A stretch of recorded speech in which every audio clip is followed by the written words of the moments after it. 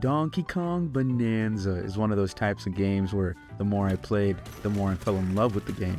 From the beauty and simplicity of the hilltop layer to the pure gluttony of the feast layer, this game had me going from layer to layer each time with more excitement than before. You see, I'm a relatively new DK fan.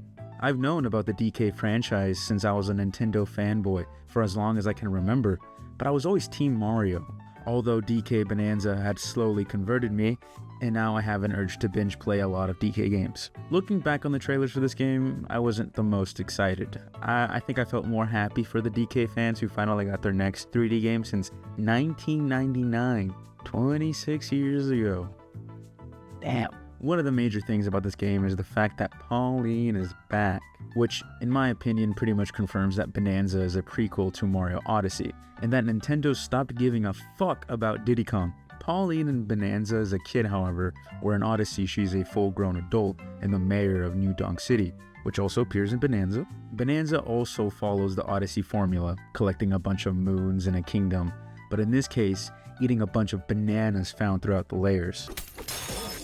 Banana, motherfucker! Also, on the topic of Diddy Kong, him and Dixie Kong make an appearance in the racing layer.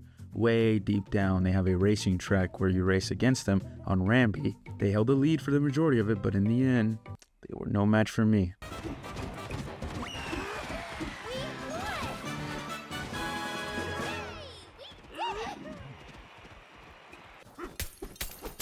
Banana, motherfucker! One thing I noticed about the racing layer was a lack of an audience, and the big trophies hollow inside. Things that aren't in the slightest things to mention, but I noticed it and that means something to me. I also found Cranky Kong.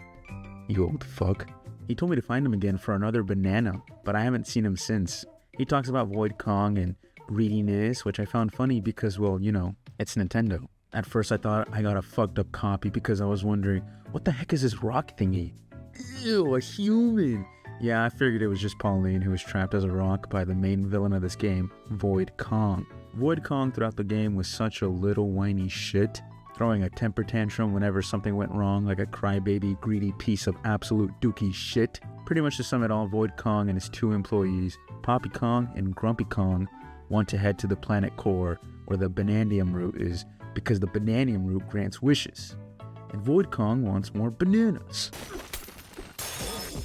Banana, motherfucker! Fun fact, Void Kong actually got his wealth in mining business by exploiting the Bananium root and extracting the gold that comes from it. He was a fun villain, and at times was actually funny, especially during his temper tantrums. We first get to see DK and the rest of the Kongs mining for gold and bananas at Ingot Isle. When Donkey Kong is about to get his hands on his rightfully earned banana, Void Kong comes along and snatches not just DK's banana, but all their fucking bananas. Imagine someone stealing your bananas, then all of a sudden just fuck.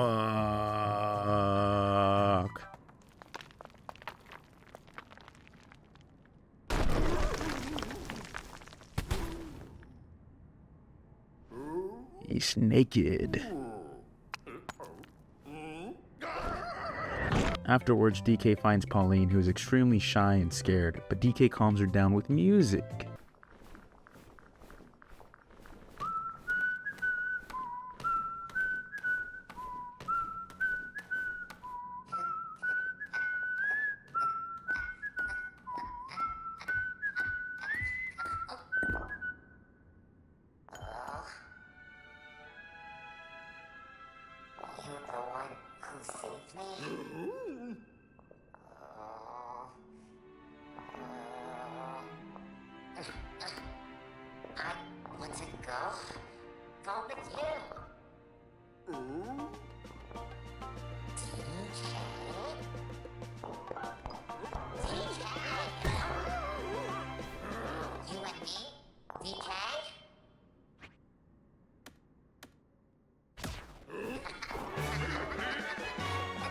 They climb up to the top of Ingot Isle, come across a bad guy, kill him, break his barrier, and now there's a giant hole.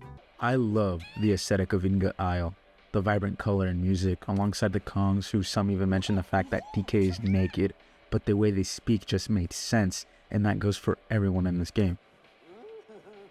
getting used to the controls, smashing, grabbing, climbing, punching, smacking, punching bad guys. It was only the first half an hour. Get that banana boy, get it, get it, get it. After falling into the lagoon layer, Void Kong had already screwed over the inhabitants and not only stole their bananas, but plugged up the water from above by putting barriers on them, and now the waters are drying up. Without the water, they lose their livelihood, guys. DK and Pauline save the day, as they will continue to do so for the next 15 layers. They meet with the Elder, which, by the way, I find it very funny how all 5 Elders decided to become a DJ. The Kong Elder tells him that with Pauline singing and Donkey Kong's huge fucking muscles, they could perform the Kong Bananza. Kong Elder teaches him by playing an ancient record, and DK and Pauline must perform in front of the inhabitants. This is the same for the other 4 Bananzas you gain further in the game.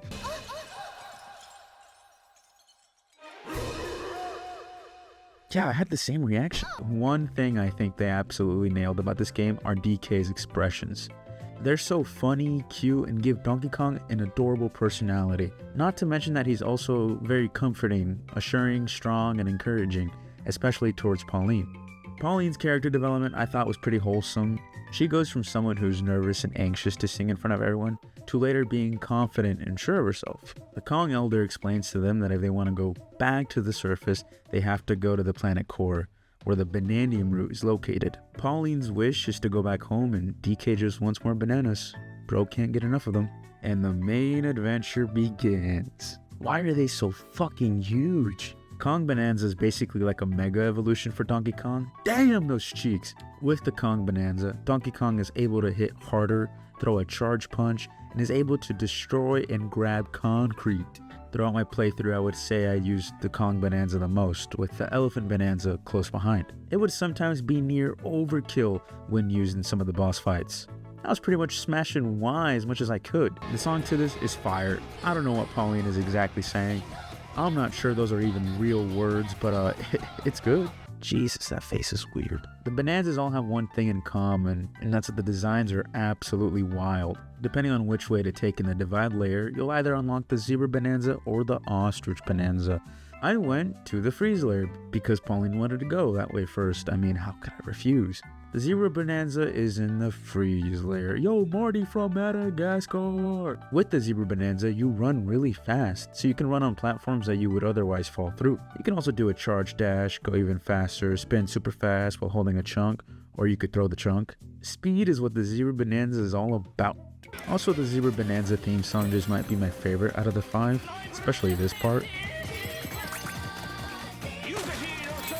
Now, I will say all of the Bananzas have their purposes, but I would put the Zebra Bananza around the middle spot for how much I used it compared to the rest. More so in challenges for bananas or to get around certain parts of a layer. What I do love about the game is that for the boss fights in the layers where you unlock a Bananza, you kind of have to use that Bananza for the boss fight. The creepiest one out of the 5, I'm fucking scared of birds. The Ostrich Bananza is unlocked in the forest layer, and like I said, depending on which layer you choose to travel to first, you'll unlock it before or after the Zebra Bananza. Show a kid this fucking face and tell me whether or not it was a traumatic experience for them. With the Ostrich Bananza, you can flutter for a bit and glide too, or drop an egg bomb. It helps out a lot when trying to reach places that are a bit out of reach, and that's usually what I used it for. It's still creepy. Next is probably my second favorite Bananza, the Elephant Bananza. The Elephant Bananza is very useful, and you unlock it in the Tempest layer. It can inhale pretty much almost everything, and form balls of chunks of what you just sucked that you can throw at anything.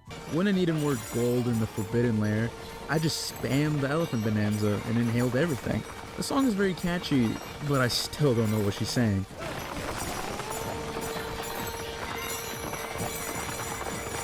Also, the design is sick as fuck. A hunky elephant? My god. Last but not least is the Snake Bananza, found in the Radiance layer. In Nintendo, this is how you do a sort of springy jump power. It wasn't very difficult to control. With the Snake Bananza, you can charge jump, then do a double jump, or a charge jump, then double jump. You can also glare, which pretty much slows everything down. I use this one the least, but probably because it is the last one you unlock, and I just kept spamming the Kong Bananza. The design is also sick and intimidating. Fun little fact, if the Bananza meter is low, DK's fur is his original color. but when the meter is full, his fur turns into this orange color, sort of reminds me of leaves on a tree during fall. What's great about the Bananzas is that they are fun and actually useful for certain things, like breaking concrete, running across a bridge where normally you'd fall right through, inhaling dangerous mush that's in the way, double jumping to reach high places. Every 5 bananas you collect gives you a skill point, which can be used to acquire different skills to make the game a little easier, but also fun as some skills unlock different moves and attacks. But to be honest, most of the time, if I didn't need to throw something at an enemy, I would usually just spam punches. You can also use skill points to unlock skills for the different Bananza powers. Although it might not seem like a lot of skills, I googled it. Apparently you need to collect 1,000 bananas to fully master all the skills. I finished the game with around 360. So I still have around 640 bananas left to collect, which is almost double of what I collected. I have a feeling that's pretty bad. The game is fairly easy. Yeah, some bananas are a little difficult to get, but for the most part, hey, this game's easy. However, towards the end, and especially the final boss fight, and oh my god, they brought back King K. Rool. Fuck the skill points for a moment. They brought back K. Rool. Crazy how the first Donkey Kong game I finished had King K. Rool as a final villain, and the second DK game I finished also has K. Rool as a final villain. But this was his return to the series after being gone for 18 years, according to this wiki page, and the boss fight did not disappoint. For a little bit of context, after being repeatedly beaten and dealing with Void's douchiness, Grumpy and Poppy both had enough of his shit and quit. More so Poppy, since she helps you after being sent to jail and Pauline being abducted by a brainwashed giant eel. And Grumpy just could not take more L's. He even joins the rest of the Kongs in Ingot Isle after the main story. Anyway, DK rescues Pauline and together head to the planet Core. Yeah, fuck you, it's not the planet Core, it was King K. Rool. King K. Rool and his Kremlin crew have been trapped down here, but Void Kong thought that his belly was the fucking Bananium root. This absolute dumbass. No surprise here, K. Rool also wants the Bananium root, and you know we gotta kick his ass. This boss fight was amazing. The atmosphere of the Bananium jelly, the gold color, K. Rool's height and design, firing cannonballs, summoning hands to slam you. Fuck you. He genuinely looks like he's tripping major balls. The boss fight again was fairly easy. I didn't really struggle, not like last time. His fighting pattern wasn't very difficult. Now, I don't consider that a bad thing, alright? I was definitely more entertained by the surprise. DK and Pauline used the Bananium route to wish to go back home. Well, that's that.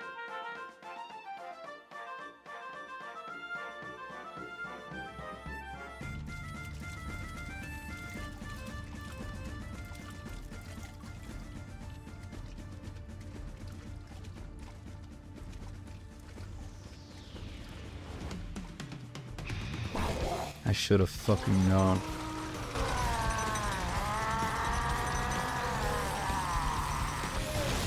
The second act of the boss fight was a very nice surprise. Again, wasn't too difficult. You just had to throw chunks at K. Rool as he destroyed parts of the platform you're standing on. But man, was it epic hearing the remix of the original from Donkey Kong Country. Of course, we beat him again. No duh. But that isn't enough. K. Rool spoils New Donk City. There had to have been some casualties. This part right before you fight him, again, I really liked it, especially since you had to use most Bananzas to make your way towards them. Like using the Ostrich Bananza to flutter across platforms, the Kong Bananza to hit these giant concrete balls to break through the walls, the Zebra Bananza to run across, and the Elephant Bananza to inhale all that mush. Now we get to the final boss fight, and this is where the difficulty ramps up. Yeah, this guy's tripping harder than before. Gotta send him to rehab. This fight is similar to the first one earlier, but on cocaine. At first it seems simple enough, until he shoots a bunch of cannonballs that turn almost the entire floor into mush and slowly deteriorates my health. On top of that, he summons a wall of hands that get closer and closer, and you have to grab a chunk of gold to destroy them so you don't get run by them or crushed. It was very easy to get overwhelmed by his attacks. Mostly it was just learning what to do and when he did a specific move. Like the cannonballs that turn mush, yeah, just hit them to turn into gold instead. The whole fight was sort of like a trial and error. The Elephant Bananza came in clutch when clearing the mush. Both the Kong Bananza and Elephant Bananza were a lot of help in this fight. On my third attempt, I managed to beat him. And this time, it was for good. Yay.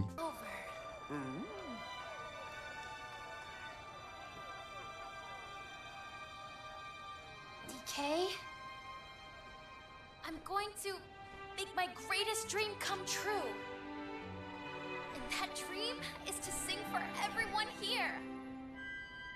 Will you come with me, DK?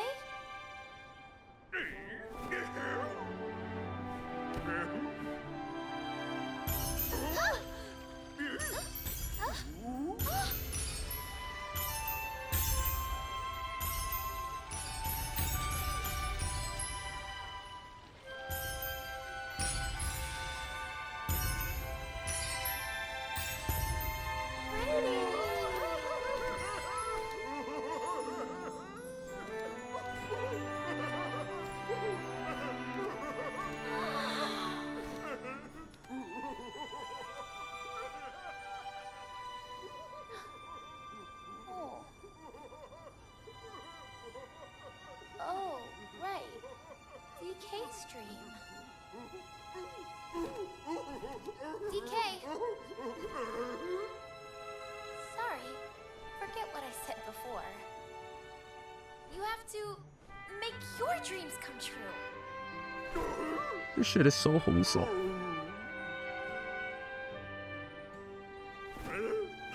The fact that Pauline wants Donkey Kong to go with her to make her dreams come true, but when then she sees him going crazy for the bananas, she remembers DK has a dream too, and encourages him to make his dreams come true. Of course he is saddened by this, but Pauline assures him she'll be okay, and so they split ways. Man, this game is truly something else. Back at Ingot Isle, we see Grumpy Kong, who seems to be doing well now, and even built a warp gong. A warp gong can be used to travel between different layers that you've already been in. And Pauline is back. There is some post-game content. Pauline needs inspiration for a new song, so the goal is to talk to every elder. Now, I'm not finished with it, but essentially there are these Bananza rehearsals. I'm not gonna lie, they're kinda hard. They're very similar to the challenges you come across throughout the game, like make it to the end before the time limit or kill all the bad guys. The gameplay of this game is a good 9 out of 10. Each layer is distinct from the others with its own culture and inhabitants. Like in the hilltop layer, there are these fractones, and you pretty much see them a lot in almost every layer after that. They're essential to the economy. I mean, they run most of the shops where you can buy special items, clothes for DK and Pauline. They even run the place where you convert bananium chips and a bit of gold for a banana. But the number of gold, but specifically the number of bananium chips needed, increases every time you convert them for bananas. They also run the real estate business. You could buy getaways to rest up a bit, listen to a remix of the DK64 rap. I enjoyed Pauline's dialogue whenever they went to sleep. It was always something wholesome or funny. In the getaway, you can have the butler change it to any of the shop fractones, but he asks for a tip for his services. I mean, fuck, I guess. Like these fractones, it took half my money.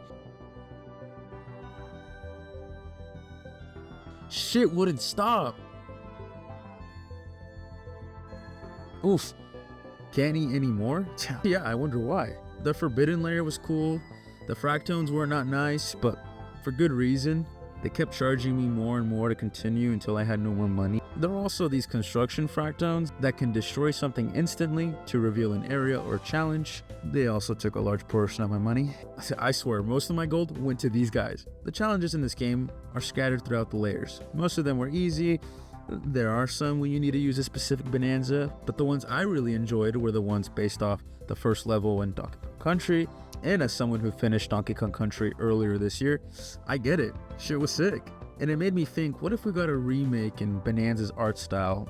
So I think it'd be really cool. Although I haven't played it yet, the one based from Donkey Kong Country 2, Diddy Kong's Quest, the music, oh my god, it's beautiful. Besides Donkey Kong, Pauline, the references to old games, and the boss fights, the gameplay mechanics added a layer of fun and freedom to the game. I found the layers to strike a good balance between linear and open exploration. I never felt like I had to always go one way, but also never felt like I was lost and didn't know what to do. Paired with being able to punch through anything, I feel like it made it so the developers could really be creative. And it showed. Some bananas and challenges were hidden underground, as well as fossils and treasure chests that either spewed out gold or a map of a banana gem or fossil. Each layer has their distinct fossils that are used as the currency for the outfit shop. Very similar to Odyssey, both Donkey Kong and Pauline have outfits you could buy that also have special abilities and could be further upgraded. You can also change the color of DK's fur, but I never did. I find his natural fur color to be my favorite, and anything else throws me off a little bit, but hey, that's just me. From the first banana to my 360th banana, and many more still left uncollected, DK Bananza was nothing but pure fun, with a sprinkle of wholesomeness and humor, with a dash of nostalgia. And this game made me realize that I missed out on a whole franchise of fun. I think it's safe to say I'm bananas for Donkey Kong.